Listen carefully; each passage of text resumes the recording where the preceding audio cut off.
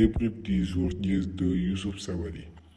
Bonjour, bonsoir, bref, asalaamaaleykum ñu ngi nuyu ñëpp di chaax ñëpp leen ñaan ngeen wéy di abonné laal cloche bu benn information football muy africain wala mondial bi leen na raw gars yi tey Sabaly la ñuy commencé.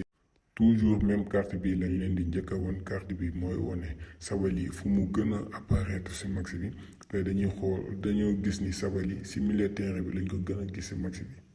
Si milieu de terrain, on peut dire que Sabaly a joué aujourd'hui un rôle de piston parce qu'il a beaucoup combiné avec l'ailier droit. Il a resté à son place, mais il combine bien, il est offensif. Yéen ñëpp la ngeen gënoon xam si Sabaly mooy Sabaly défensif qui reste dans ses camps, qui dégage tous les ballons, mais aujourd'hui il était offensif et il a joué un excellent match, j'ai dit un excellent match. Il méritait même l'homme du match, mais on l'a donné un autre joueur. Mais suñu paree won leen carte bi ba pare dañ leen di won ay statistiques individuelles yu mu def tey si match bi. Statistiques individuelles mi minutes jouées tey joué na 90 minutes, but 0, passe décisive 0, dégagement 3, dégagement de balle. Sauvetage en ligne mooy bal bu doon dugg bu naroon dugg mu sauvé ko tey sauvé na benn bal si ligne bi tir bloqué benn tir bloqué intersection 0 tackle 3 dribble subi kenn romb ko tey. Duel au sol remporté sur 5 duels mu remporté sur 3 duel arrêté nii mooy tëb mbëkk xëccoo bal bi sur 2 mu remporté si 0 perte de balle 9 faute 0 faute tackle reçu 0 tackle reçu. Gars yi lii c'est que le début des statistiques soo xoolee baaru statistique bi image bi ma wan leen si statistique Sabaly maxam bu tey bii ngeen di gis ngeen wan ne tey ngeen nar a xam ni tey Sabaly a joué un excellent match def na match bu extraordinaire pour moi moo tax moo wax leen ni pour moi man il méritait d'être homme du match. Maintenant dañuy dem xooli si yeneen statistiques yu mu def touché de balle tey laal na 55 fois bal bi.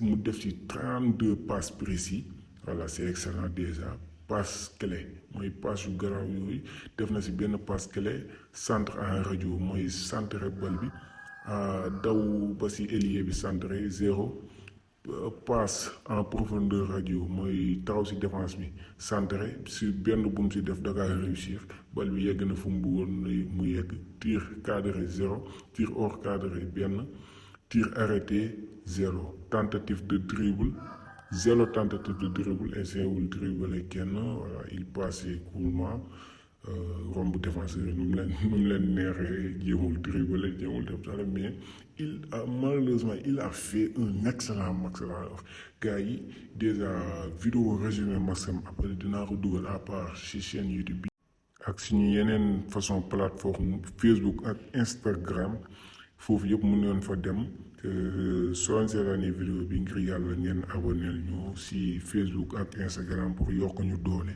suñu chaîne bi gën a jëm sa kanam ñu gën a focus si montage vidéo yi gars yi statistiques yi ñaari barre statistiques yu leen woon mooy ay statistiques individuelles de Sabaly carte bi ñu wonoon leen mooy carte boo xam ne Sabaly fu mu ëpp lu mu joué si match bi tey loolu moo nekkoon carte bi ñu leen woon mais ñaari baar yi ñu leen woon mooy statistique individuelle de Youssouf Sabaly tey on voit il a joué un excellent match ne le nions pas il a joué un excellent match moo tax it suñu paree si loolu on va le donner une note qui est de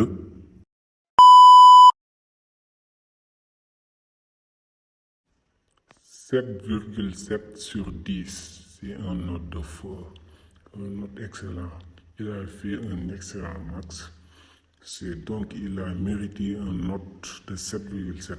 Mais note bi moom Dakar mérité. Match bu mu def tey aujourd'hui c'est extraordinaire. Joué à 90 minutes.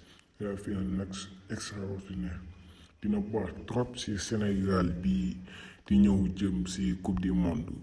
Performance bu instant yi bu Sabaly nekk instant yi il est à top niveau ni ngeen ko ñaanal yàlla mu bañ a blessé dara bañ kaa jot ba coupe du monde bi ñëw gars yi looloo nekkoon vidéo bi débrief du jour bu leen fàtte di abonné laal cloche de notification bi fekkee bëggoo leen benn vidéo raw leen ci suñu chaîne muy wàllum actu du foot wala débrief du jour wala débrief match.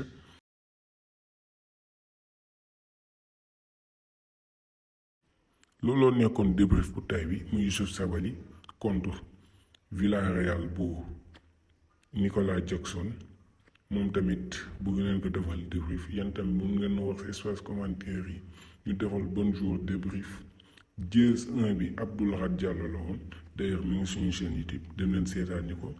Abdou Lahad Diallo vs Dortmund, il a joué aussi un excellent match.